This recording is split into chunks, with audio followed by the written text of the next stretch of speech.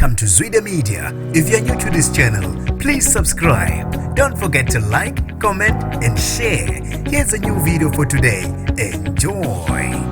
Ufuna ubulungiswa umndeni wowesilisa udutshulwe wabulawa ngamaphoyisa esegcekeni kubo. Nginibingelele ngiphinde nginamukele kuphina kuphi lana khona le video. Mangiqala isijonela lelikhasi wamwelekele igama lami ngosibonga konke wakandwando mothanda ungangibiza intatheli eka YouTube. Uthi ufuna kwenzeke ubulungiswa umndeni wowesilisa wasemandlanzini ephase 7 empangeni okuthiwa udutshulwe wabulawa amaphoyisa ase Richards Bay ngesonto. Ilungu lomndeni elazibonela konke okwakwenzeka ngesikhathi sesigameke lingathandanga ukudalulwa igama nesibongo ngenxa yokusabela impilo yalo. Lithi umnumzane Xolani Thokozani Masondo beneminyaka engu-26 wayihamba nomfowabo ayiwele naye ngesikhathi behlaselwa ngamaphoyisa. Bathi bafika bapaka imoto egcekeni, amaphoyisa nabo afika ameduze kwabo maqede angabuza lutho abe esebangena ngenduku. Bathi babe bebuza ukuthi senzeni aqeda abafutha ngepepper spray abe sedubula umufi maqede aphuma hamba. Babe sebethatha umufi ngokukhulu ukusheshsha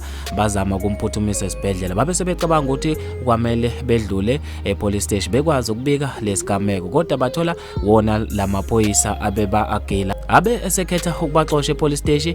Babe sebenikeleka esibhedlela ngebhadi umufi kube ukuthi wabe sethulela endleleni ebheke esibhedlela. Bathi mabebuyela ekhaya babe sebefica amaphoyisa esegcwele umuzi. Babuza ukuthi ngabe kwenze njani, athi ayalele ngoza kwabo kuba khona abantu ababahlaselayo. Babe sebebuza umbuzo ukuthi baphi bona laboza kwenu abanithumile. Kuthiwa amaphoyisa awakaza uphendulo loyo mbuzo. Bathi isimo sinzima njengamanje emndenini kumuncu njengoba abantu bathi kubuhlungu okwenzeka ukubulawa komuntu egcekeni lakubo. Okhulumela uphiko lamaphoyisa azimele ayiphedulizi suphinga uvumile ukuthi udaba bayalwazi. Uphiko labo lusebenza ngokusikhandla endaweni yase Richards Bay ukuphenya icala kanye nokuthi kungani kwazi kwabulawa umufi. Bafethu lezi indaba ezibhlungu ngendlela emangalisayo. Ngizofisa mina ukwazi ukuphala kwakho khona lapha kwi-comment section. Mina nje ngintathela YouTube sengiphuma kanje ngithi awungibambe evidweni elandelayo.